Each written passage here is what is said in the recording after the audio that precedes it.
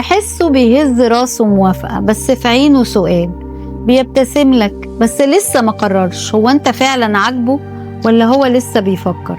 ده البرج اللي عايش حياته ما بين كفتين، بيوزن ويفكر ويحسب ويسأل نفسه هو القرار ده هيظلم مين. كائن ناعم بيحب الجمال وبيحب الانسجام، ما يقدرش يعيش في مكان شكله مش مريح. اللون ده مش لايق على ده يبقى لازم يتغير. مزيكا نشاز هيهرب فورا. هو عنده حس فني طبيعي، بيشوف الجمال في التفاصيل اللي الناس ما تاخدش بالها منها. تحسه اجتماعي، هو فعلا كده، بيعرف يتكلم، بيعرف يسمع، بيعرف يحول أي قعدة عادية لسهرة جميلة. هو مش ممل أبدا، بالعكس ده من الناس اللي صعب جدا تزهق منها أو تزهق معاها.